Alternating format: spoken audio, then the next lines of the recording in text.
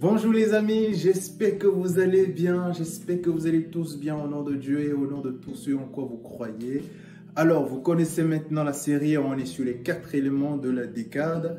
On a parlé du Vodun Don, on a parlé du Vodun Sapata, de Torosu et aujourd'hui on va parler du feu cosmique et de l'énergie cosmique. On va parler du Vodun Hevieso. Alors, restez là, bougez pas, à tout de suite.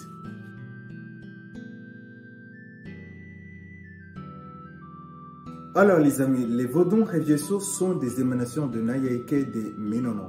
C'est également un nom générique qui désigne un certain nombre d'adeptes venus du Réveil, c'est-à-dire qu'ils sont venus du Réveil, Hevieso. Mais aussi, selon le professeur Jérôme Malaraye, les origines de cette divinité sont en cheval entre le Nigeria et les Oueda, d'où cette divinité aurait été importée vers le Dahomey durant le règne du roi Tegbesu et aussi vers Heve, d'où le Hevieso.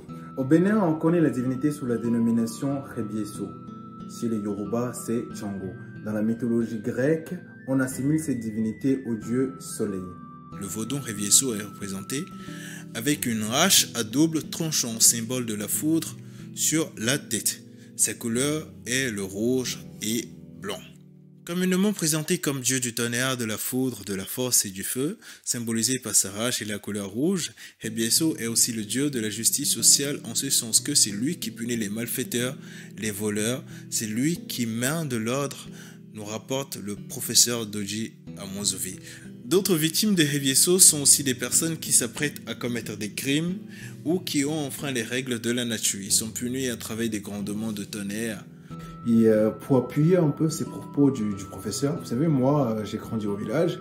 Et quand j'étais au village, justement, souvent, quand en période de pluie, quand il y a des grondements et tout, de tonnerre, et énorme, et foudre, tout ça, le lendemain, tu apprends des histoires dans le genre, ah, tu sais, telle personne a été tuée dans la nuit.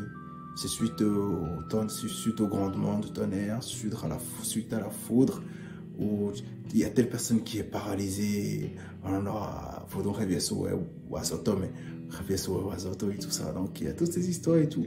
Vous savez, l'énergie du feu cosmique, c'est l'énergie expansive, éclatante, foudroyante et incendiaire qui pulvérise tout sur son passage. C'est l'énergie qui façonne les formes et les esprits à la fois.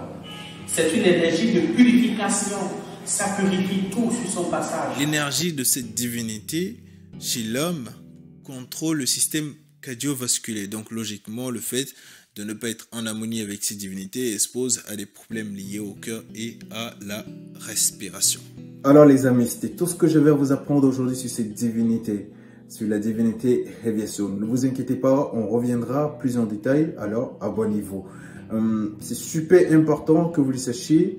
Jusque là, on présente le Panthéon Vaudou, en tout cas on présente la décade du Vaudou. Donc on a présenté la triade supérieure, là on vient de finir les 4 éléments et après on va entamer la triade inférieure. C'est super important de suivre cet ordre-là pour permettre de mieux expliquer les choses, pour que les choses soient vraiment claires chez chacun d'entre nous. Alors, si tu viens de regarder la divinité, si tu viens de regarder cette vidéo, je te conseille de remonter et de regarder la vidéo sur la triade supérieure et après sur les 4 éléments aussi, c'est-à-dire sur la divinité Sapata, Torosu, Dan et voilà. Et après, tu te connectes pour les vidéos qui sont à venir sur la triade inférieure. D'ici là, prenez soin de vous et salut!